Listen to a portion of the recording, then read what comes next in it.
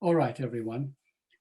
So let me once again frame what we're doing, as I started to do last week, when I suggested, for those of you who weren't with us, that the term "secrets of the Bible" is something slightly misleading term, not because it's not a great title, and as I said last week, it's probably the reason why most of you have joined this group. You were intrigued by the title because everybody loves a good secret. But because in a sense, it's not really what we're actually doing. We're not just trying to uncover secrets. What we're doing is, and let me put it to you this way. Imagine that in your mind, that there's a room that you know very, very well in your home. And if you were to close your eyes, you could picture all the pieces of furniture exactly where they sit in that room. The whole furnishing of the room sits in your mind, the shape of the room and the parts of the room. When we think about things, anything, we think with pieces of furniture. In other words, there are set pieces in our mind that help to direct our thinking. We have a picture of it. When we think about our lives and think about the world, we start off with a certain kind of conception, which has probably come filtered up somewhere, from all of our experience and things which we've read, etc. But what we're doing in this series here is that we are actually beginning to put in place the pieces of furniture, what I called last week the building blocks of the universe, the building blocks of our world, so that we actually begin to think about the world in a different way. We see it through a different lens, begin to understand what the world is about, that God has created, what its purpose is, what our role is, where the challenges are, what the struggles are, etc. And we actually have a framework within which to think about the world now in a different way. So the first building block that we brought into our consciousness was this idea that the pristine world in which you had good and evil so nicely separated became muddled through the eating of the fruit of the tree of knowledge, and that good and bad, good and evil became a mishmash, intertwined one with the other, so that forever we are caught in a subjective an attempt to try and extract the good and to reject the bad, and that it is really a struggle, and it's not clear. There isn't clarity, but that becomes part of the human condition, becomes part of the moral objective of life in many different ways. The second building block that we spoke about last week through the flood was this idea that at the beginning of the creation of the world, there is human beings are passive. It's just God's beneficence that He creates the world and puts people in it, etc. That through the process of the flood, something very fundamental changes, and mankind is given the power to be able to participate in the running of the universe, to become something of a partner, and even to be a challenger of God, and to be able to change God's mind, so to speak, when on occasion. What we call the difference between a top-down world and a bottom-up world. So now we understand, therefore, that we actually have, as human beings, a significant role to play as active participants in the world, something which we didn't have right at the very beginning of creation. Tonight, we have a third really important building block that adds another very critical dimension. We're going to learn about the raw conflicting energies with which we have to contend, both within ourselves and in the world at large. And with this new piece of information that we're going to try and uncover tonight, we will have a better understanding of history, of our current times, and our task in our world, and all that will become clearer through the introduction of a major concept that we want to explore tonight. All of this is contained in the story of Jacob and Esau, Jacob and Esau. So we're going to start with this story, and we're going to play this video tonight in three parts. The first one deals with the birth of Esau and Jacob. Esau and Jacob, but we'll refer to them as by the Hebrew names, Esau and Jacob. You actually have this in your workbooks on page 132 to 136, if I'm not mistaken. Sorry, or 78 to 79. Sorry, 78 to 79. But you don't need to follow it there, because we're going to watch this video, and hopefully tonight we will get it right. So please just a thumbs up if you can see it and hear it.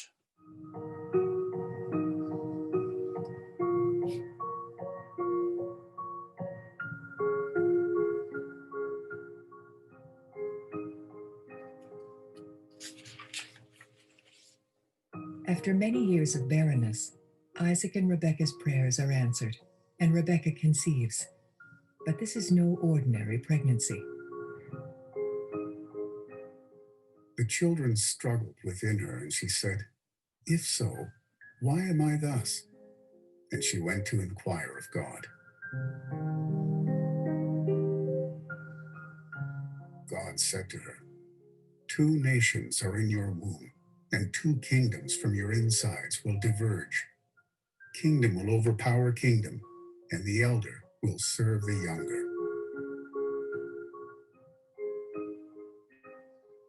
Her days to give birth were fulfilled, and behold, there were twins in her womb. The first one came out ruddy, his entirety as a hairy mantle, and they called his name Esau. After that, his brother came out, and his hand was grasping Esau's heel, and he called his name Jacob. The lads grew up. Esau was a man who knows game, a man of the field, and Jacob was a wholesome man, a dweller of tents. Isaac loved Esau for the game in his mouth, and Rebekah loved Jacob.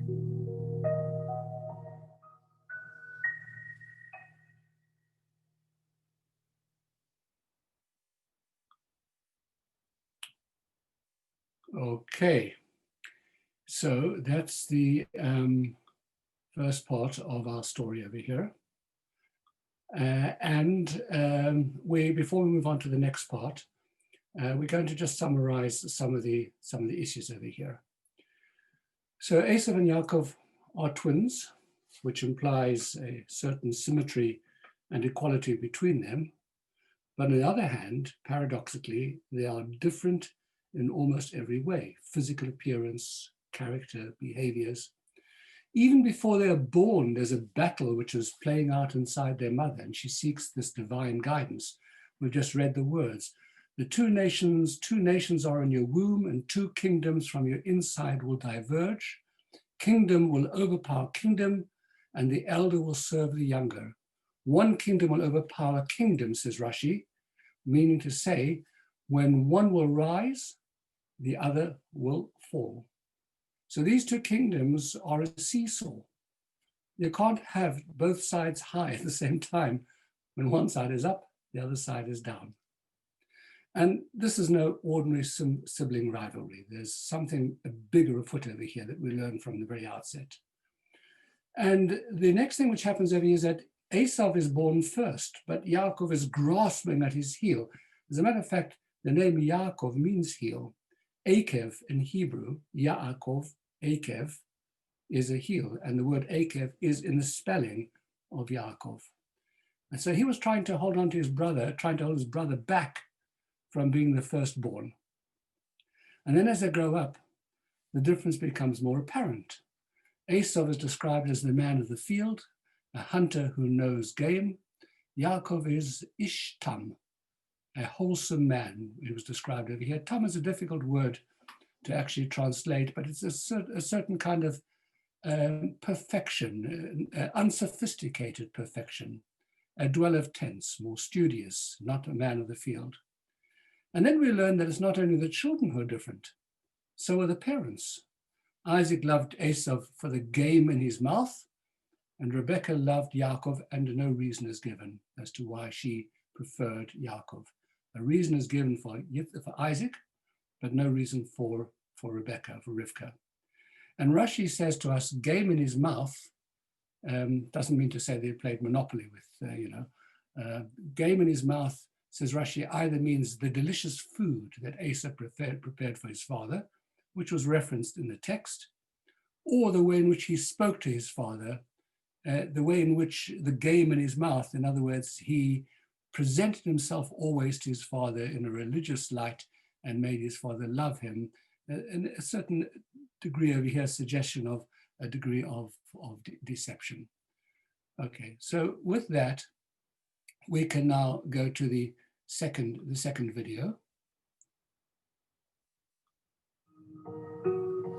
Hate the music. We can't see this one. Have you Can you shared see the screen? Have you shared it? Yes, I do not know I the haven't. day of my death. Sorry, I didn't share screen, sorry. Let me just go back over here again. And now I will go to share screen.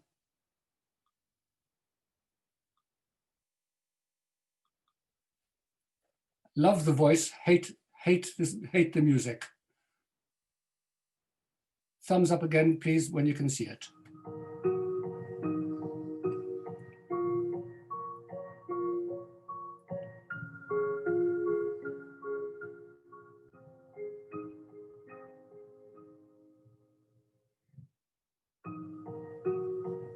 It came to pass when Isaac was old and his eyes were dimmed of sight, and he called his elder son Esau, and he said to him, "Here, please, I have grown old. I do not know the day of my death. Now, please pick up your implement, your sword and your bow, and go out to the field and trap game for me.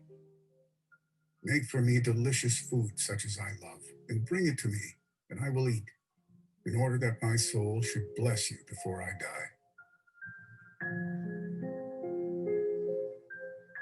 Rebekah was listening as Isaac spoke to his son Esau, and Rebekah said to her son Jacob, "Listen to my voice, to that which I am commanding you. Go now to the flock and take for me from there 2 goodly goat kids, and I will prepare them as delicious food for your father, such as he loves. You will bring to your father, and he will eat, in order that he should bless you before his death."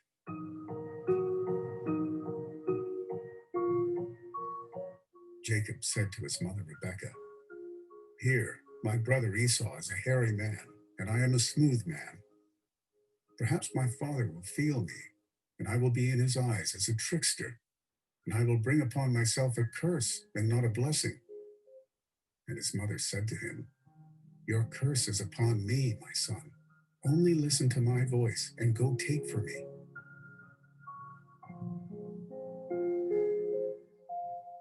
Rebekah took the desirable garments of her elder son Esau, and she dressed her younger son Jacob.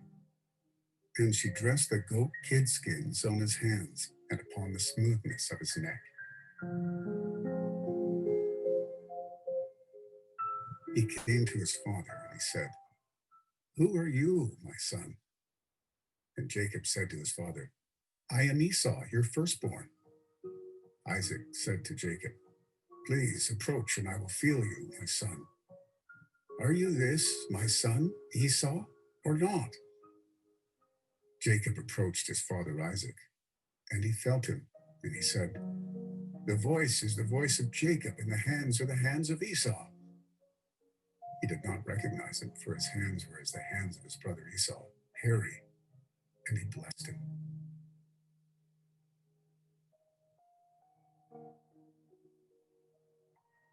God shall give to you of the dew of the heavens, and the fat of the earth, and an abundance of grain and wine. Nations will serve you, and kingdoms will bow to you. You shall be a master over your brothers, and your mother's sons shall bow to you. Those who curse you shall be cursed, and those who bless you shall be blessed.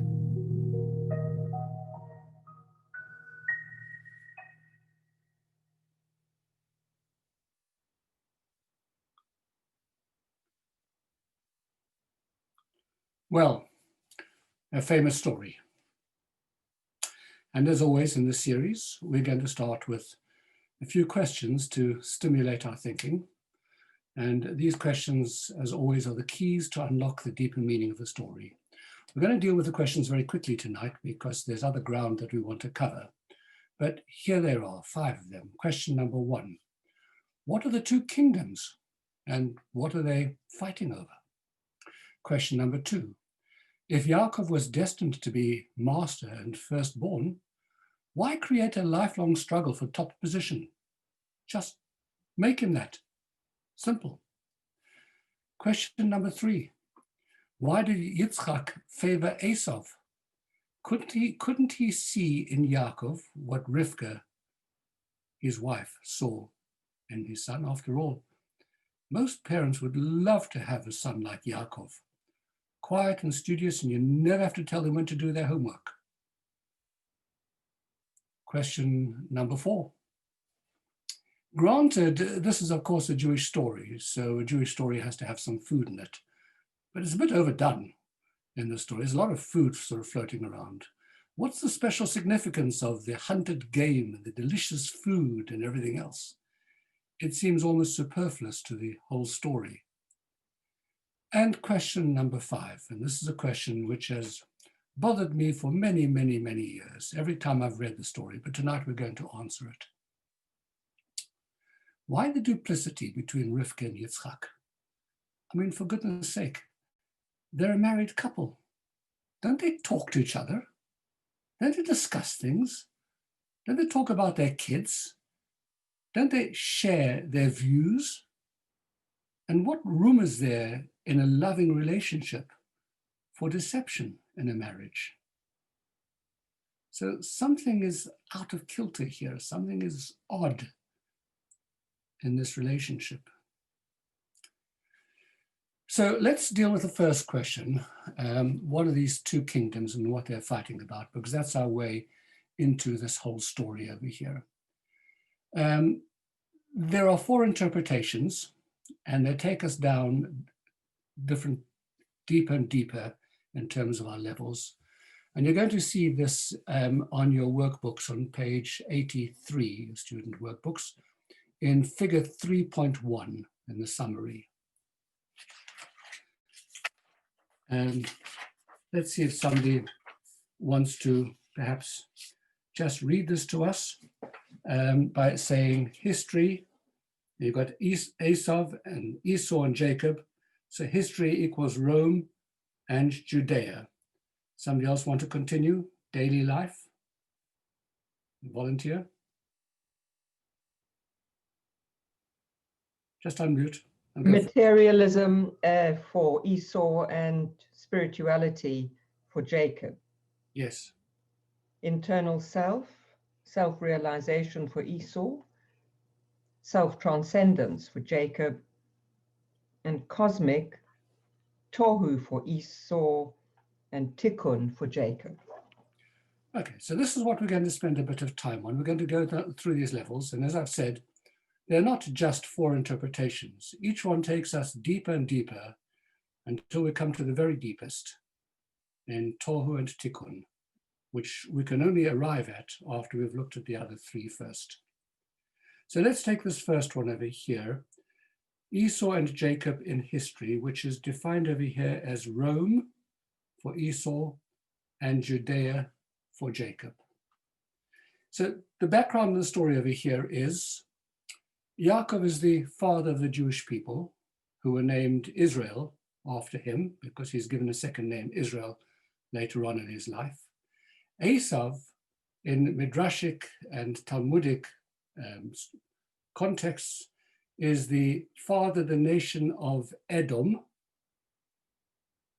who became the nation of Rome, and the culture and the power of Rome. So Israel and Rome have a very, very long and bloody conflict between them that lasted for many, many centuries. In the 1st century before the Common Era, the Romans gained control over Judea, ending the period of Jewish independence under the Hasmonean kingdom. And this is the end point of the story of Hanukkah as it rolls forward, and eventually the Hasmoneans lose the temple, and the whole of Judea falls to the Romans. With every single rebellion of the Jews, it's crushed by the Roman Empire. And in the year 70 of the Common Era, the Romans then destroy the Second Temple, and they brutally crush all the subsequent rebellions during the period known as the Hadrianic persecutions, in which many, many, many thousands of Jews are brutally murdered, and of course some of the great sages of Israel as well, because it is not permitted to study Torah. There's an attempt to completely eliminate and to wipe out any trace of Judaism. And this culminates in the Bar Kokhba revolt in 132 to 136 of the Common Era, which leads to the final elimination of Jewish presence in Judea. Rome, therefore, is triumphant, and Judea is defeated, decimated, and its people exiled. The site of the temple is plowed over, and there are no Jews left in Judea. This whole idea that we call today the grandeur of Rome, followed by the beauty of Greece, forms the basis of Western civilization and culture to this day. And its values are embedded in our thinking, in our understanding of the world. When you look at this battle between Rome, this unequal battle between Rome and tiny little Judea, on the face of it, the struggle looks completely unequal and overbalanced. But as we know, the power and the influence of the Jewish people is not measured by population size, by wealth, by military might, or by geography. And so 2,000 years after their crushing defeat, Jews are still around, and there's not a heck of a lot left of the Roman Empire except some very nice ruins. So the jury is out as to which of these two competing kingdoms are going to be the more dominant influence in human history. And we're going to have to wait around for a little while longer to find out. Let's look at level 2 on your chart, which is described here as daily life, materialism for Esau, spirituality for Jacob. So in our story over here, Jacob and Esau become more than just two nations. In a bigger sense, they each embody a worldview, two entirely different approaches to life. And this is summed up in Yitzchak's statement when he's approached by Yaakov dressed up in Esau's clothes that we heard recorded for us a few moments ago. The voice is the voice of Yaakov. The hands are the hands of Esau. Voice and hands are two very different things. By the way, I just have anecdotally, I can never read this verse without recalling a little episode that Lindy and I experienced in Israel many, many years ago. We were living there shortly after we were married. We had a little Citroen Dershova. Actually, it wasn't a Dershova, it was a model called a Dayan Shesh. And we always joked that it only had one headlight. And this car kept breaking down. Now, this expression over here, the voice is the voice of Yaakov and the hands are the hands of Esau, in Hebrew reads as follows: Hakol, kol Yaakov. Or in Ashkenaz, Hakoil, koil Yaakov. Hayadayim, yadei Esau. The voice is the voice of Yaakov. Our car had broken down one more time. And I was in a Tel Aviv street with the bonnet up, looking as if I knew what happens under the bonnet of a car, without a clue. You can't stop in Israel and do something without a little crowd forming around you. So a few months later, there's an elderly Jew wearing a hat and so on the back of his head, who stands there watching very intently. And he says to me, "What's the problem?" Now, I've got no idea what the problem is, other than the fact that the guy at the garage, on the last occasion the car broke down, told me there was a problem with the coil. So I says to this fellow, "It's the coil." And he says, HaKoil kol Yaakov, v'hayadayim yadei Esau, and he walks off. And I thought, my goodness me, that can only happen in Israel. A Jew quotes you a piece of Bible when you tell him there's something wrong with your car. It was absolutely great. At any rate, We want to turn to your workbook, page 85, text number 3.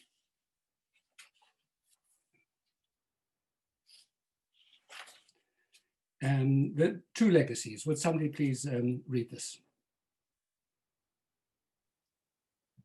This is about the voice and the hands. I'll do it. Two legacies did Isaac bequeath to his two sons. To Jacob he gave the voice, as it is written, the voice is the voice of Jacob, Genesis 27:22. And to Esau he gave the hands, as it is written, and the hands are the hands of Esau. And that, of course, is Midrash. But what do we mean by hands and by voice? So these are the two dimensions of existence, spirit and matter. The world of ideas, which are expressed by voice, and the world of actions, which are symbolized by hands.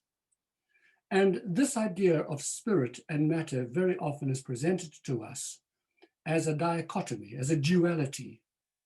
So that we would say something along the lines that one view would be that only the material, things which can be touched and measured and expressed in monetary terms, has value and is real, or only spiritual realities, ideas, principles, experiences have true value. Material things are transient and insignificant. Two entirely different views. Now, in broad brush terms, we see these two in the legacies of Rome and Judea, because the Roman influence is ambition, quest for power, self-aggrandizement, the love of luxury, art, architecture, technology, building, power. That's Rome. That's the hands of Esau. And the Judean influence, belief in God, self-discipline, morality, generosity, social justice, commitment, mutual responsibility, pursuit of peace. This is the voice of Jacob.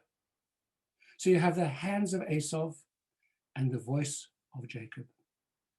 And Isaac says the hands are the hands of Esau and the voice is the voice of Jacob. At the third level, we see this Jacob, Esau, as in terms of the internal self. According to Hasidic texts, and this is produced very powerfully in the book of Tanya, one of the key Hasidic texts, the duality that we're talking about over here is actually a duality that exists within every human being. The conflicting forces within us. And they're defined within Hasidic philosophy actually as two energies, two conflicting energies. One is called the godly soul, and the other one is called the animal soul. Because the animal part of us, like every animal, is seeking self-fulfillment, satisfaction, something for me. And the godly soul is striving always for something bigger and beyond, to escape the confines of ego and self-interest, to transcend our limitations, to connect to a divine source. These are forces within all of us, the animal part and the selfish part, the altruistic part. This is the Jacob and the Esau that's inside. The animal soul, of course, is self-orientated. The godly soul is other-orientated.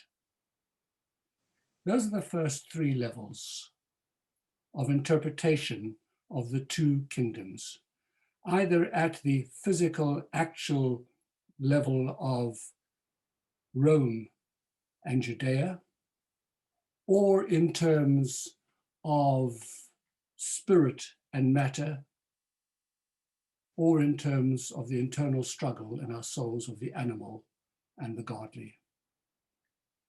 But it's the fourth level, which is the most important, and which is going to form the core of what we want to learn about tonight, and which is going to unlock everything that we need to know about this seemingly superficial story of a conflict in a family. the concept of tohu and tikkun, tohu meaning chaos and tikkun meaning repair, is a major and a central theme in the Kabbalah as a way to describe the creation of the world, and as a matter of fact, its DNA. According to the teachings of the Kabbalah, the whole of creation is founded on the dual realities of tohu and of tikkun. In the course of our talk tonight, our shiur tonight, we're only going to touch on a small part of this subject, and we're going to keep it really simple for the purposes of our investigation. But before we jump into understanding what these concepts of tohu and tikkun are, there is one caveat on what we've learned up until now. Because what we've understood of the three previous levels when we have framed them is that in each instance, we've framed them in positive versus negative terms. So for example, Yaakov is the good guy. Esau is the bad guy. Israel is the good nation. Rome are the baddies. The spiritual is better than the material. The godly soul is a much better part of us than the animal soul. But when we take this to the level of tohu and tikkun, we are actually taking these ideas to the very source and inception of these dualities. And at that very supreme level, there is no good and there's no bad, because both tohu and tikkun are positive realities, and each one has its own strength and its own weaknesses, as we shall discover. So let's turn to text number 4 on page 86 to read a slightly esoteric piece of text, which we're going to unlock and make simple. Could we have somebody to read this, please? To understand the root of the difference between tohu and tikkun. Remember, tohu means chaos, tikkun means repair or rectification. Sorry about that, Shlomo. Yeah. Sorry about that, I said. What's that?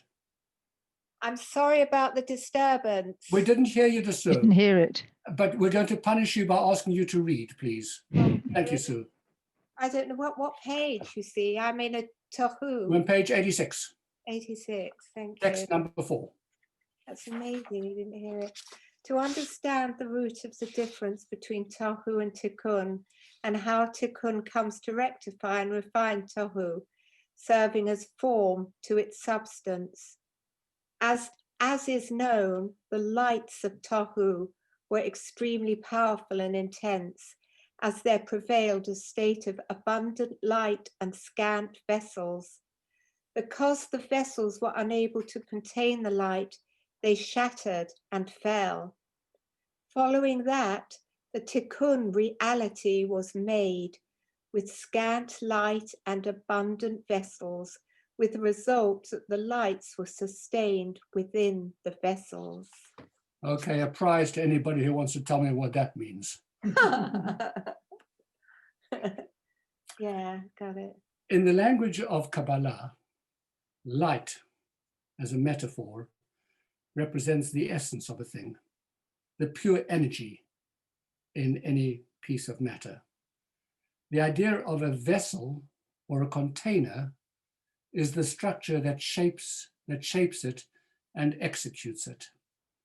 That's an abstract idea, but on page 87 in figure 3.2, we'll see this made very clear with some examples. So looking at that particular figure 3.2, if you think about a book, the ideas of the book are its light. The vessel or the container are the words. If you think of a melody, the emotions of the melody is its light. The musical notes is what contains and carries that melody. It's the container to hold that emotion. If you think about a business, the vision and objectives, the ideas, that's its light. But the business strategy is its container, its vessel, to implement those ideas. If you think about a relationship, love is the light, but mutually supportive actions is the way in which that love is expressed, and therefore it is its container or its vessel. And if you ask the same idea about religion, its beliefs and values is the light part of it, its energy, the pure energy of it. But the rituals and the customs is what contains it and gives it its form and its shape and holds those ideas. It's a container for the big ideas. So every existence in this world requires both lights and vessels. One can't exist without the other. This is really important. A book that has words but doesn't have ideas isn't a book. Somebody was once asked, somebody picked up a telephone directory, and flipped through it, and they were asked, what do you think of this book? He said, terrific cast, but lousy plot.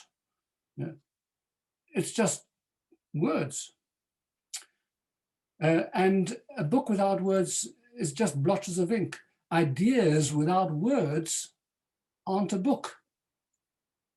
Two people who love each other, but there's no vessel for their love, no interactions between them, no mutually supportive actions, it's not a relationship, it's a fantasy. Now, in a sense, the thing about light, the energy, is that in its nature, it doesn't like to be confined by containers. It's constricted. It's compelled to operate within this defined structure and format. Light wants to spread out. Light wants to be everywhere. Light does not want to be contained. Vessels, containers, don't like to be agitated by light, which is constantly challenging their boundaries and pushing them to their limits.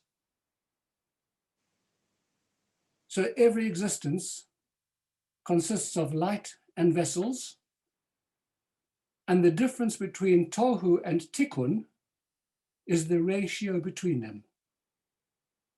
In tohu, and that's what we read here in this piece that Sue's just read to us, in tohu, there is a great deal of light, but the container is limited.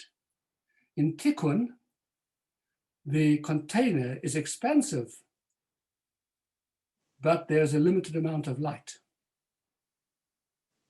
Now, when God creates the world, remember the first words of the Bible? Bereshit bara Elokim et hashamayim v'ha'aretz, v'ha'aretz, second verse. V'ha'aretz haya tohu v'vohu. The earth was chaos.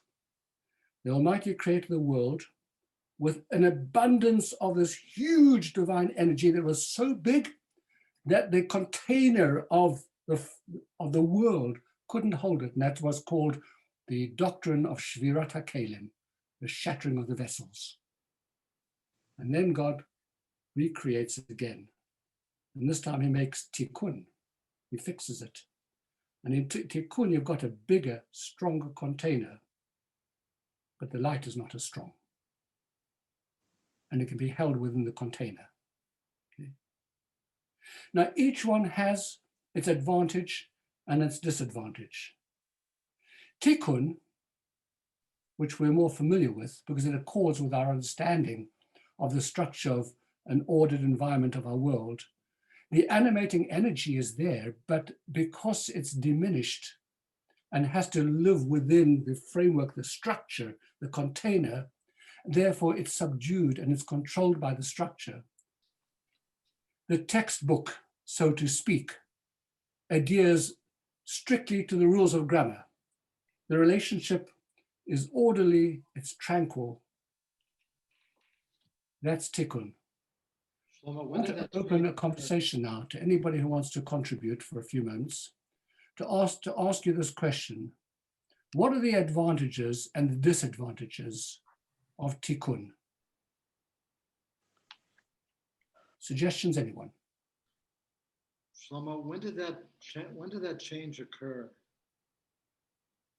At the beginning of the creation of the world, shortly after. Was there an event? But well, we're going to hang on over here, Daniel, because remember, we're talking about, we've got a story in the Bible. Yes, we've strayed very far from it, but we're coming back to it. And that's going to help to answer your question. Advantages of tikkun. Okay, let me suggest some. Sorry? I don't know if it's an advantage of tikkun, but I have a sense that tikkun needs toha, and to some extent is searching for that energy. You're very clever, Estelle. The advantage of tohu is that it operates smoothly. There's no conflict. It's efficient, it's harmonious, it's productive. But the big disadvantage of tohu, big container, diminished light, it's a static reality. It lacks passion and excitement. It's measured and it's predictable, and it has limited growth. And frankly, it's boring. Tohu, that Estelle suggests tikkun is looking for, we have too much light for the vessels. Here, the driving energy is constantly spilling over, bursting free of the restrictions of the structure that are meant to contain it and to direct it.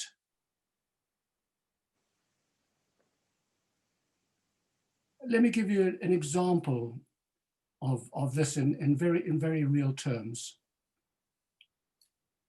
A piece of information or an idea is the light. Our capacity to absorb it and to understand it and to take it in is the container. I think we've all had the experience in our lives when you've heard a piece of news that is so overwhelming that you just can't contain it. You kind of lose yourself because the container is not big enough to be able to hear this piece of bad news, God forbid. Or an event which is so incredibly joyous that what do? You lose yourself completely. You jump up and you throw your hands around and you can't keep still because why can't you keep still? Because your container can't hold the idea, it's too big. The immensity of it, the implications of it, your brain can't process it. And you see this in children whose brains are not yet, the container is not yet developed. And as we get older, the container becomes bigger, but even for us, there are times when you just lose it completely. So tohu is when the light is so powerful that it kind of like spills out over the container. The container can't hold it. So let me ask the same question that I asked about tikkun a few moments ago. What are the advantages and the disadvantages of tohu? Let's talk about its advantages.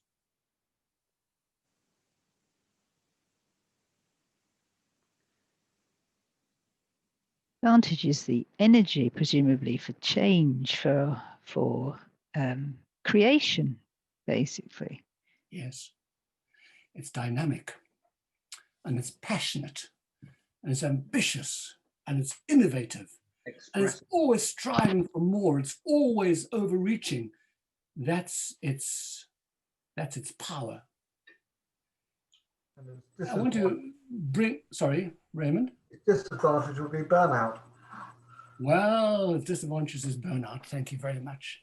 I wanted to give you a couple of practical examples, images of tohu and tikkun, just to ground this and to make it real in our lives. And the first one is the sea. You stand looking at the sea, and there's a sea wall, and it's a lovely, calm weather, and the waves are coming in, and you see them coming in an orderly way, marching in, the surf, one after the other, coming right up to the wall, kissing the wall, and then slowly receding back again. And there's such a wonderful sense of order and of structure and of calmness, and there's movement and there's motion, and it gives you a feeling of that there's a sense of control, not your control, but the sea has been controlled. The sea walls hold the sea back, and as they come up to meet it, the wall contains it, and then the sea then recedes. That's image number one. Image number two, think of a giant mega storm and look at that sea again. And this time the sea is huge. And those waves, the power of those waves, the energy that is over there. And you see this wave coming and crashing up against the wall. And the wall can't hold it, the container can't hold this energy. And it goes spilling all over the wall. But you stand there and you gasp, you say, my God, look at this energy. It is so invigorating. It is so powerful. It is so exciting. It is so, the pure raw energy here. That's tohu.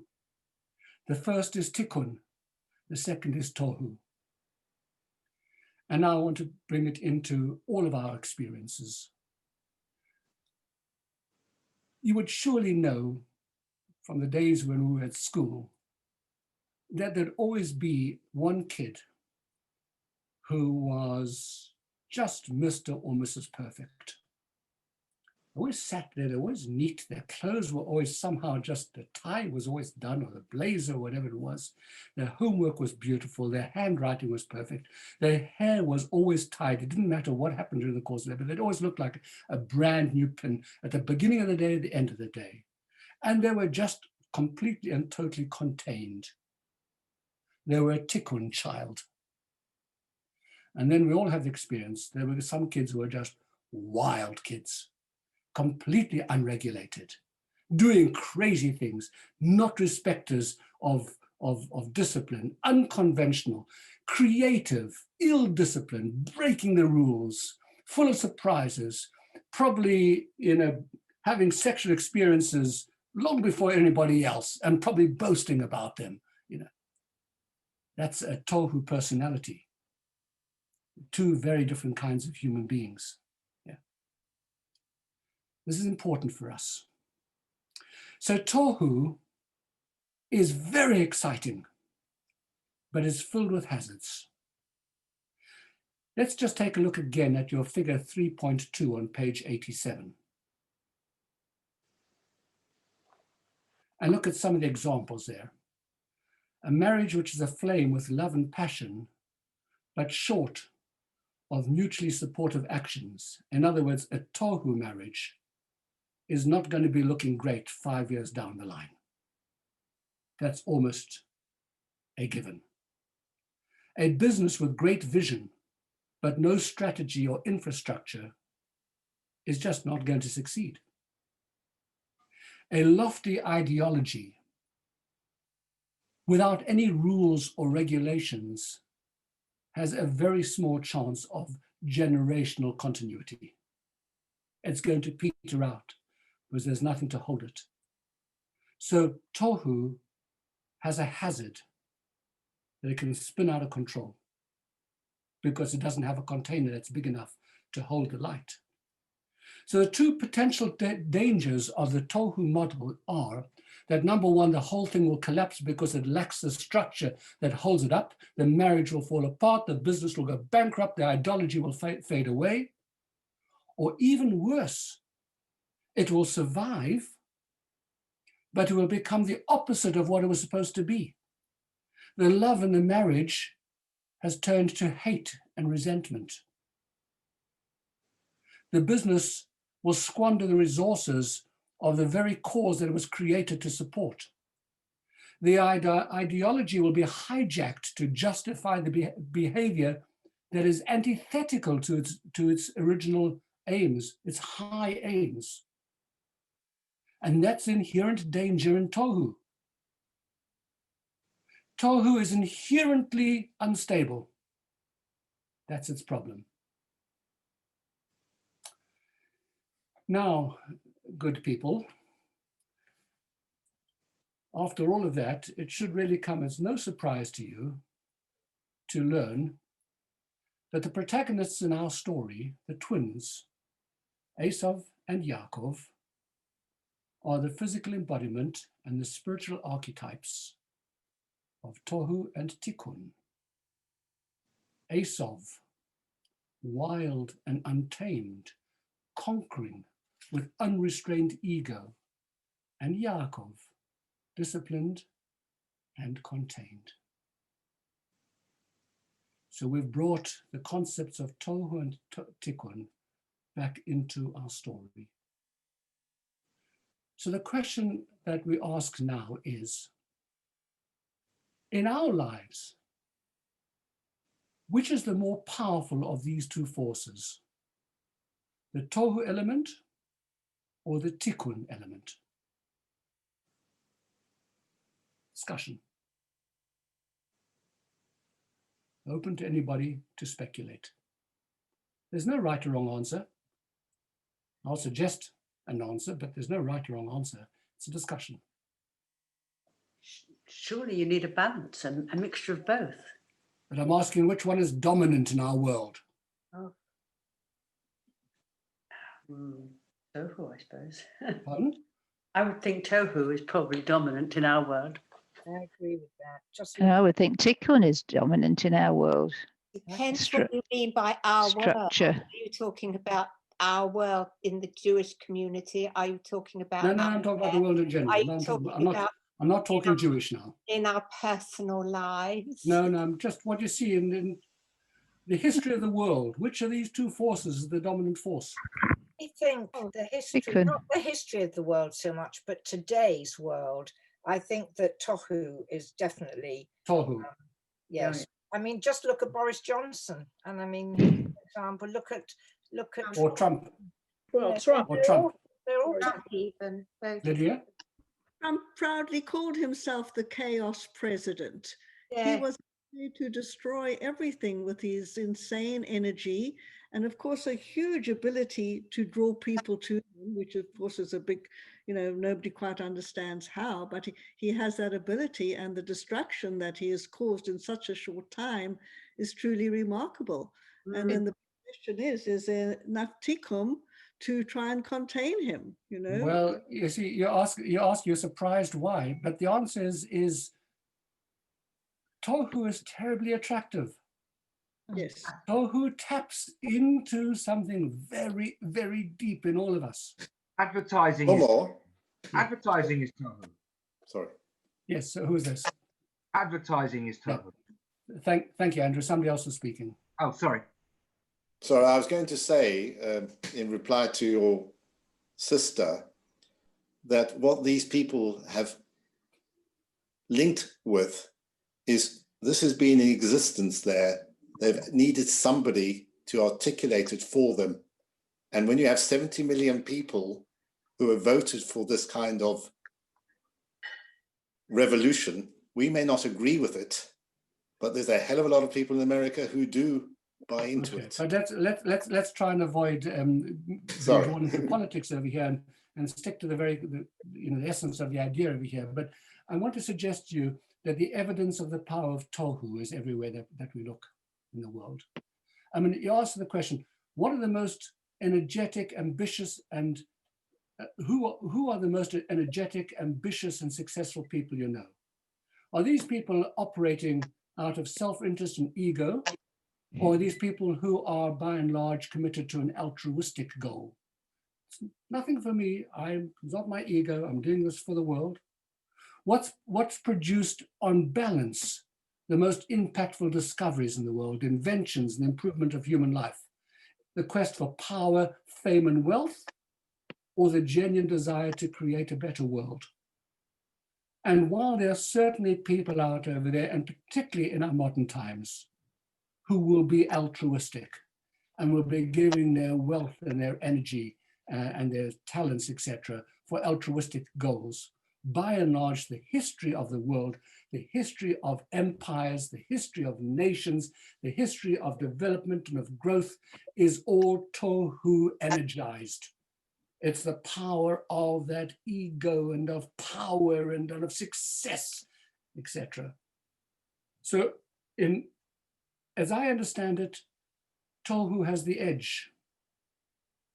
And that then makes sense to me as to why in the Esau Yaakov story, Esau is born first,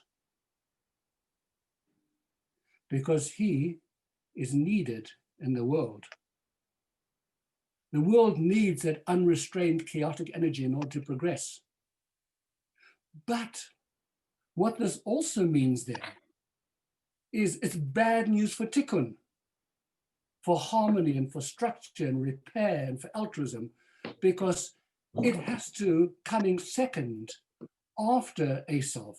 The Yaakov energy that comes into the world as tikkun, following the energy of Tohu that comes first, is always in an uphill battle. It's trying to gain ground on raw materialism and on ego. It's battling the status quo. It's battling against an earlier, more normal self. The fundamental self of the human being is an animal self. And like animals, it is there for self-preservation under all circumstances. And after self-preservation, you can start to think maybe about others. So when you want to come to altruism, there is a primal self that was there prior to the, by the way, in our understanding of Jewish adulthood, a human being is born with the animal soul, and the godly soul only completes its entry into the body at the age of bat or bar mitzvah. So the Tohu forces are there first. That's why when you look at our kids, what our grandchildren, what you see, unregulated wilde chayas, complete animals, yes. And to impose upon them the rules of tikkun in this world, to make a mensch out of them, is an incredible battle, because there's selfishness and there is all the animalistic tendencies that are built into us from the very beginning. And my goodness, to try and change that and to create a human being out of that is a lifetime battle. Like in a sense, it makes sense why the man, Isaac, was more for Esau, the Tohu, because the male archetype is the hunter going out there, and the feminine energy is the receiver and the receptacle. So that would be more in alignment with the tikkun, with Rivka. So in a sense, that makes sense why they each chose that. Yes, thank you for that, Joanna. However, despite the fact that Esau was born first, remember our story. Yaakov is coming out grasping at his heel, seeking to displace him as the firstborn.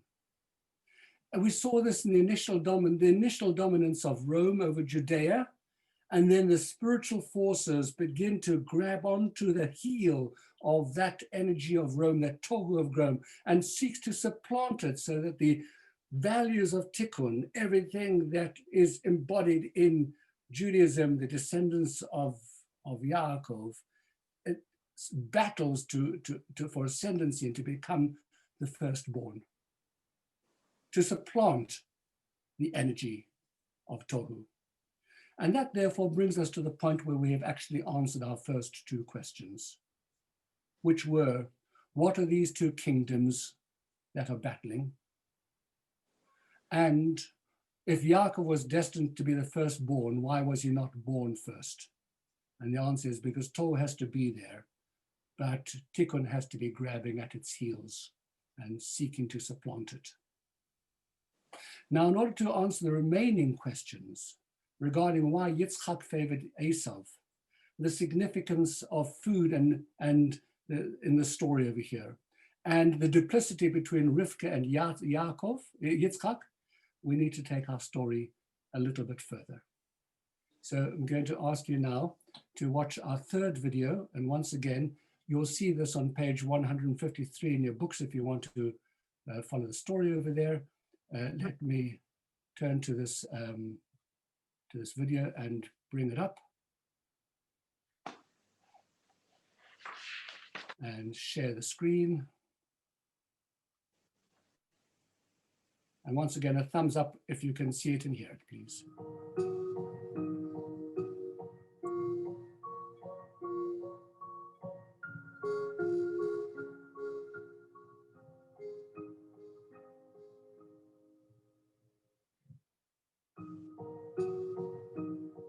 And it was, just as Jacob was going out from the presence of his father, that his brother Esau came from his hunt. And he said to his father, "My father should get up and eat of the game of his son, in order that your soul should bless me." And his father Isaac said to him, "Who are you?" And he said, "I am your firstborn son Esau." Isaac trembled an exceedingly great trembling, and he said, "Who then is the one who trapped game and brought it to me? And I ate of it all before you had come, and I blessed him. Also blessed shall he be." As Esau heard the words of his father, he cried an exceedingly great and bitter cry, and he said to his father, "Bless me too, my father." And he said, "Your brother came with cunning and took your blessing." And he said, "Is this why his name was called Jacob? Twice he has deceived me. He took my birthright, and here now he has taken my blessing." And he said, "Have you not reserved a blessing for me?"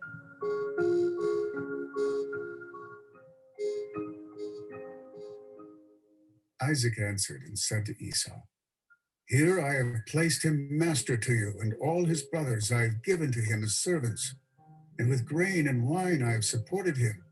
And for you, then, what shall I do, my son?" And Esau said to his father, "Have you only one blessing, my father? Bless me, also me, my father." And Esau raised his voice, and he wept.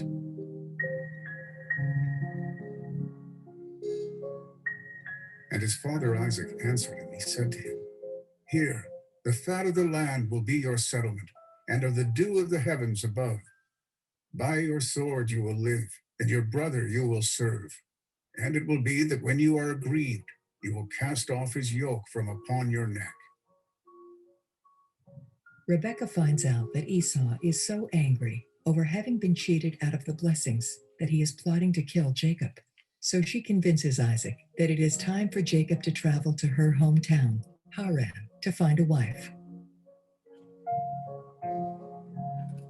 Isaac called Jacob, and he blessed him, and he instructed him, and he said to him, "Arise and go to Paddan Aram, and take yourself a wife from there, from the daughters of Laban, your mother's brother. And the Almighty God will bless you and make you fruitful and multiply you, and you will become a community of peoples. And he will grant you the blessing of Abraham to you, and to your seed with you, to inherit you the land of your dwelling, which God has given to Abraham."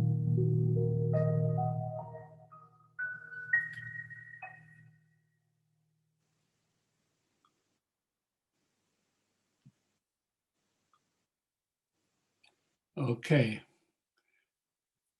I just need to sort out my screen over here for a moment.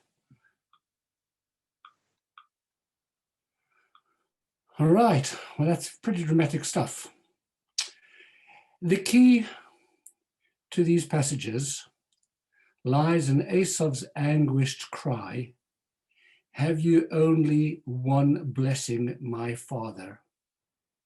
And in the subsequent blessing that Yitzhak gives to Yaakov when he finds out that he was deceived. We're going to toggle now between text number 5 on page 90 and text number 2 on page 80.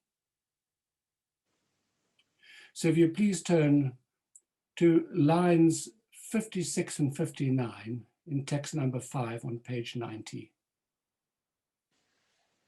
And read the blessing that Yitzhak gave to Yaakov after he has learned of the deception. And he will grant. Would somebody just read these words for me, please?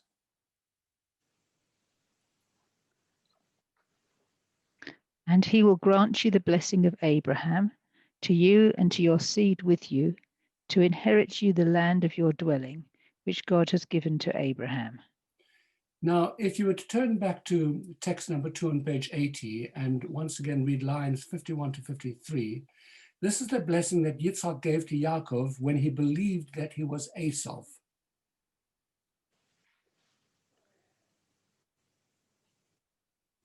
Carry on, Leslie. Carry on. God shall give you the dew of the heavens and the fat of the earth and an abundance of grain and wine.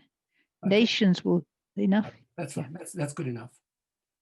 So just here again, when he knows that it is Jacob that he's speaking to, he receives the blessing of Abraham.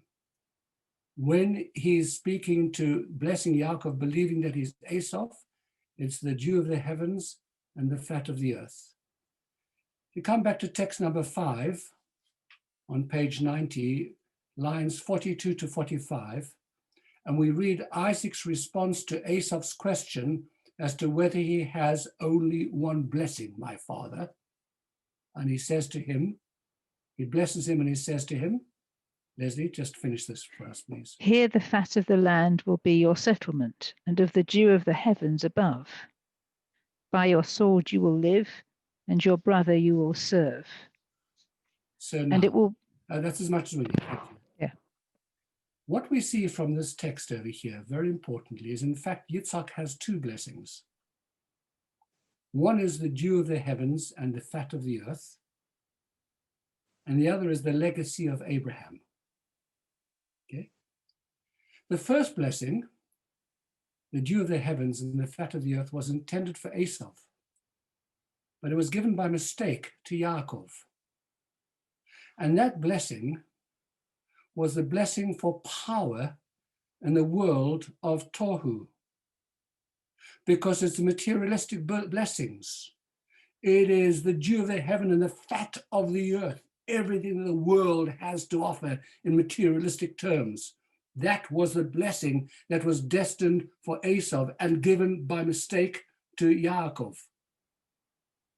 The other blessing, the legacy of Abraham, was always intended for Yaakov, because that was the blessing of the power of Tikkun, the power of the Spirit. This is the legacy of Abraham and everything that Abraham stands for in the world. The Judaic message of Tikkun, of fixing and of correcting through the power of the word, the power of ideas, the power of the Spirit. Yitzhak never intended to give this spiritual legacy of Abraham to Esau. It was always destined for Yaakov. But by the time that the error is discovered, Yaakov can only offer the blessing of Tohu, the fat of the land and the dew of the heavens, to Esau, with an important caveat. And that caveat is, you can have it, but you'll be subservient to the forces of Tikkun in this world. You'll be a servant to your brother. Esau and all that he represents will be subservient to Yaakov because the blessings of materialism have already been given away to Yaakov.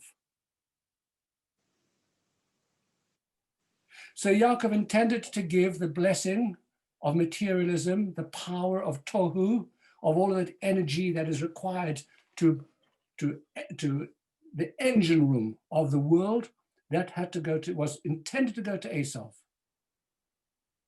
And the blessings of Abraham, that belonged to Yaakov. And therefore we left here with a very big question.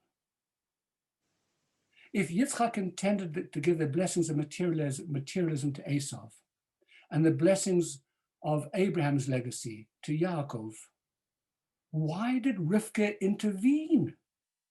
And why did she do it with deception? That's the core of the mystery over here.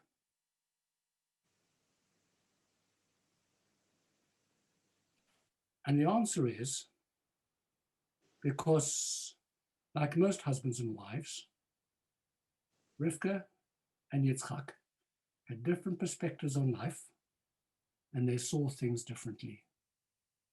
And like most husbands and wives, normally wives have a deeper and more profound perception. Yitzchak is a very holy person. He was offered on the altar. He is purity, his pure spirituality. You see this throughout his life as the most passive of all of the patriarchs. He sees the world through utopian eyes, the eyes of spiritual perfection.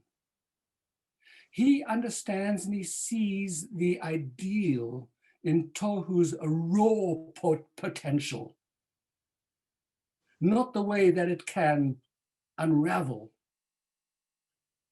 but what it can be. He understands the importance of Tohu as the engine room of growth and of creativity in the world, its importance, that it's got to be there, it has to be there first. And he sees that quality in his son Esau, the man of the field, the hunter, the raw animalistic passions, the provider of material things, symbolized in our story by food, the hunted game, the delicious food. This is the dew of heaven and the fat of earth. He also, by the way, understands the spiritual role of tikkun as embodied by Yaakov.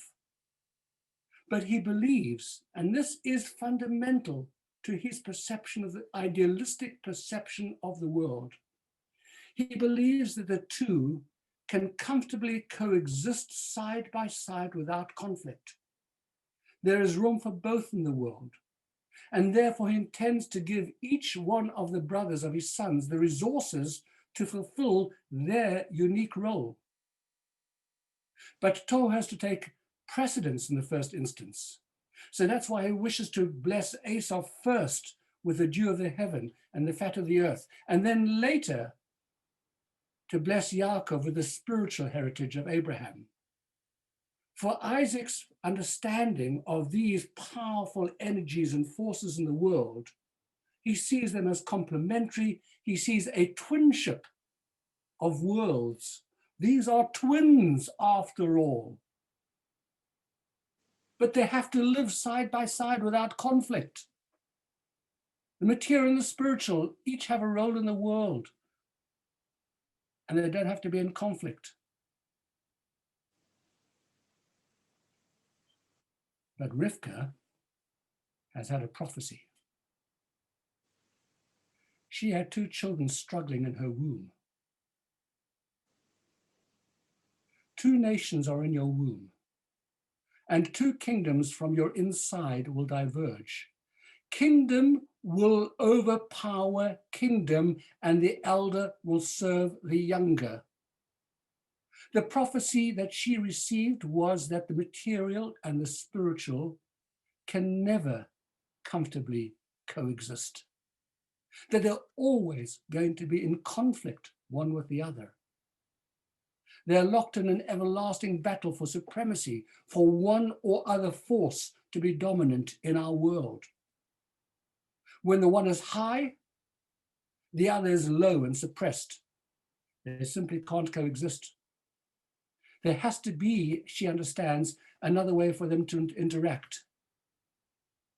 But by the way, she can't tell this to her husband. They can't sit down and have pillow talk about this. And the reason is because she knows this not just intuitively, as a mother understands these things more deeply than her husband, than the father, but because she's received it as a prophecy. And there's a rule about prophecy.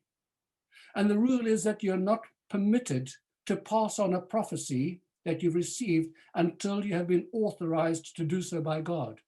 And that is why throughout the Torah, when Moses receives a prophecy, it says, Ve'adaber Hashem el Moshe le'mor, go and tell it to the people. But Rivka's never told le'mor, go and tell it. So she has to hold this piece of information inside of her. And when it comes to the crunch moment, she has to find a solution to this epic struggle of these two worlds. Text number 6 on page 93.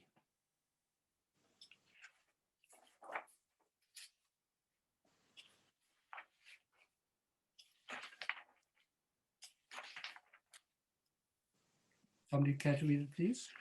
Okay. Jacob is the realm of holiness. Without all this, he still would have received all the supernal energies. But the first set of blessings granted him an increase of powers of the highest levels to obtain much grain and wine, referring to the laws and stories of the Torah that become embodied in material garments and in the actions of mitzvot. However, had Jacob not received these blessings, the power of Torah would have extended only to the spiritual realm. Once again, these words are couched in Hasidic terminology and we need to unpack them. And let me put it to you this way. Rivka understands that if Yaakov were not to receive the first set of blessings as well, the world of Torah that we now understand to be the world of Tikkun would have no influence on the material world. It would have been an exclusively spiritual program for life. It's only because Yaakov, who is the embodiment of Torah, receives Esau's blessings that the Torah is able to sanctify material life, to interact with material life. Rivka understands in ways that Yitzhak doesn't, that the raw power of Tohu, unregulated by Tikkun, would spin out of control. Esau is the exclusive master of his own. If he were the exclusive master of his own realm, the world would descend into a corrupt life of evil and murder and rape and thievery and immorality. That's the power of Tohu when it is unregulated. That's where it leads to. So what does she do? She takes Yaakov and she dresses Yaakov in Esau's clothes so that he receives the blessing, meaning to say that from that point onwards, Judaism, unlike many other religions, is not an exclusively spiritual endeavor. We don't go and sit on a mountain somewhere distant from the world to find our spirituality. Instead, Tikkun has to sit on top of and interact with Tohu and moderate it, capture its energy, allow it to express its energy, but to make sure that that energy is directed towards the betterment of the world. We have one final text over here. It's text number 7 on page 94.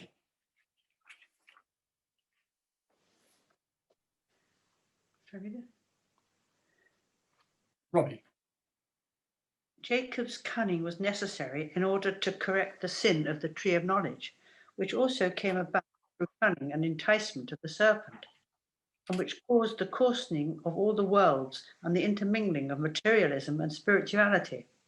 To rectify this, Jacob turned the tables, drawing down spirituality and supernal power into materialism. So you see there was a deception at the beginning of creation, and there has to be a deception again now. And the deception is that Yaakov has to be dressed up in the clothes of Esau, meaning to say that the blessings of Tikkun and of Tohu have to be given to the same person, because the only way that they can coexist is when one has control over the other, not when they exist side by side as two independent bodies. Because then spirituality spins out of control and becomes something distant and separate from the world, and materialism spins out of control into the netherworlds. So the two have to actually live in a symbiotic relationship. The one has to work with the other. It has to be vested in one person. Of course, there is still Rome, there's still Esau, but the power of him has been curtailed as a governor now. He will serve his brother. He doesn't have carte blanche to do whatever he wants to do in this world. That's the power that Torah brings into the world of Tohu. I see your hand up, Andrew, but I just want to finish a couple of points over here and then take your question. So to conclude for tonight, the story of Esau and Yaakov is the story of the forces at play in the world, the powerful forces at play in the world,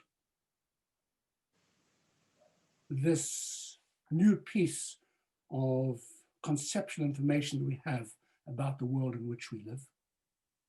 But it is also a story about us, because we all have a Jacob and Esau in us that is vying for supremacy one over the other. And we're each presented with two approaches in the struggle, Yitzchak's approach and Rivka's approach. One part of us would like to be spiritually separated from the world. Another part of us would like to be unaffected by spirituality. That's Yitzchak. Another part of us understands that to regulate ourselves and the world around us, we have to combine the two and allow them to interact. So each of us have a tohu personality, a material life, a striving for self-fulfillment, wild and untamed passions sometimes, ambitions. We also have a tikkun personality, a spiritual life, a yearning for structure, for stability, for discipline, for self-restraint, and a recognition that we exist to serve goals that are greater than ourselves. And the truth of the matter is that the Torah presents us with the differing perspectives of Yitzchak and Rivka because both are necessary. Like Yitzchak, we need to recognize and value the potential for good that lies in our tohu selves, in that raw energy that's there. And like Rivka, we need to understand that in order to properly control this potential, we have to place our tikkun self firmly in control of our lives. The exact balance within each of us between tohu and tikkun is one of the factors that defines our personalities and how we choose to act out our lives. And we're all different in that balance. But like Yaakov and Esau's clothings, we as Jews also practice a deception. Our task is fundamentally to make the world a more spiritual place. But to do this, we don't leave society and go and meditate on a mountain. Instead, what we do is we put on Esau's clothes and we engage with the material world. We act out a material life in marriage, in homes, in business, in engagement of all kinds. We engage with life in all of its messiness. To the outside world, we look like Esau. But deep down inside, we are Yaakov. This deception of Rivka's is a deception that we all carry in our lives. It is Yaakov in Esau's clothes. Tikkun, dressed up in tohu. The final word for tonight, before you ask your questions and shout at me or whatever, is that deception, even in the best interests, has repercussions. There are no free lunches in this universe. It has repercussions in Yaakov's life, and it has repercussions throughout history. And the next building block that we're going to explore in the story of Joseph and his brothers is when we begin to understand the implications, the long-term implications of this deception that was enacted out in our story here tonight. For all the right reasons, but with its repercussions. And that's our subject for next Wednesday night. Andrew. The deception. You said that Rivka had to deceive Yitzchak because she couldn't disclose to him that she'd had a prophecy. Is that correct? Yes. Well, obviously the rule for that is God's. And I don't know whether there's an answer for this, but the question I have is, wouldn't it have been a bit simpler if she was allowed to disclose her prophecy to Yitzchak? He would have understood what was going on, and it would have been a lot more kind of straightforward and transparent. We needed to have it. We needed to have it exactly the way it is, because the Torah needs to present Yitzchak in his perception of the world. It's important for us to understand that Yitzchak actually has a point of view. It would be in an ideal and in a perfect world right for the spiritual material to be able to coexist as harmonious twins. And therefore, Yitzchak needs to be presented as a legitimate perspective, but one which is too high for us. Remember, in every one of our stories so far, in the story of the Garden of Eden, we started with a pristine world of good and evil in its absolute perfection, good and evil. And then the two mix and become, something changes and they become intertwined. In our second story, we see a picture of the world as it could be, with a top-down world with God beneficently offering to the world everything that he has, and man as a passive participant. And that then also changes in the course of the story.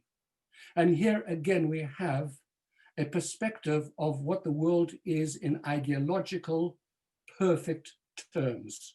Good and evil, two forces that coexist, only to discover that in the real world, the world that we inhabit, they can't so easily coexist, that they are in conflict, and therefore something has to change in order to be able to manage that conflict. So in every story, there is the perfect world and the real world. We inhabit the real world, and these stories are about us understanding the world that we have to deal with. But in dealing with our world, it's as well to understand that there is another perspective of an ideal world. One in Jewish terms, as we'll find out in one of the courses that we'll be working towards in our the third course about the messianic world, etc., where we continue to work towards, we never lose the ideal of the perfect world. We always hold that in front of us. You know, it's a little bit like United Synagogue Judaism. Yes, there's an ideal and there's a reality. The ideal is you're not allowed to drive on Shabbat. Okay? We've never lost that. Nobody in Orthodox Judaism has ever said, okay, now you're allowed to drive on Shabbat. That's the ideal world. And the real world, we don't ask questions about how people come to shul, how they got there. So why don't we just be honest with ourselves and do what Reform did and say, okay, if that's what's happening, let's change, let's say it's okay. It's a reality. But we never do that because we have an understanding of there's a gold standard. We never move away from what the ideal was. And the Torah in every instance offers us and holds up for us that ideal, only for us to discover later that for the world that we need to occupy at this moment in the history of the world, the ideal is not there. It's a lot messier, it's a lot more conflictual, it's a lot more troublesome, it's a much bigger struggle, but we know where we're heading. So Yitzhak's story has to be there in exactly the way that it appears. Can't she just explain to him and change his mind? No, she can't. Why not? Men don't listen to women that quickly, Exactly so. Can I be a little bit controversial, Shlomo? Pardon? Can I be a little bit controversial and Please, just ask a question? Yes. Has there ever been an interpretation which is quite different to the one you've given about Jacob holding on to the heel of Esau, I see it that maybe he had to hold on because Esau was going to lead him into the world, and he needed the assertion and assertiveness that Esau had. And the reason that he got that blessing was only because of his mother, not because he pushed himself forward at all. And we know Jacob was a gentle, nice person. We know what happened when he tried to get married and he was deceived twice and he was patient. So surely that could be another theory that, you know, the holding, I would have thought if he's holding on to something, he's trying to be. You know, Marilyn, it's a very, very nice theory. It just makes it makes a lot less interesting sheer. Yeah, sorry. I thought you'd come up with some brilliant answer, Shlomo. No. The answer is Shivim Panim LaTorah. There are 70 facets to the Torah. There are lots and lots of explanations. The explanation that we've given tonight is drawn directly from the Kabbalah. But if somebody wants to come up with another theory and another explanation, we don't poo-poo it. We say, okay, that's also an explanation. But we start off with an assumption that there's a truth over here that was handed down generationally to, you know, to the sages, that is now being articulated, etc. And there'll be lots of people who will disagree with it, and that's fine. Yeah, we offer it. There's no coercion, but it is, you know, a sound interpretation which is well founded in, you know, in texts, etc. It's up to you as to whether you want to accept it or not. My job, it wasn't that there was, remember Lionel Blue? He was absolutely wonderful. He was a liberal rabbi. He was gay at a time when it wasn't yet popular to be gay. And he was absolutely fantastic on Thought for the Day. Yeah, and on one occasion, he was asked this very, very difficult question, a theological question. And he said, don't ask me that question. He says, that question's got to go to management. He said, I'm just in sales.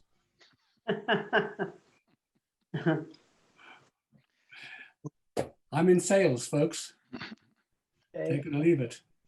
Shlomo, can I ask a very, very quick question? Please. So you talk about Tikkun being the master of Tohu. Yes. But does that confine it to, or does that destine it to it being in conflict rather than harmony forevermore? Because if there's a domination, but somehow there isn't an equality, how can you achieve a harmony? You can't achieve a harmony. They're always in conflict. Okay. Always in conflict. That's the seesaw. One side's up, the other side's down. Right. Always in conflict. There is no harmony.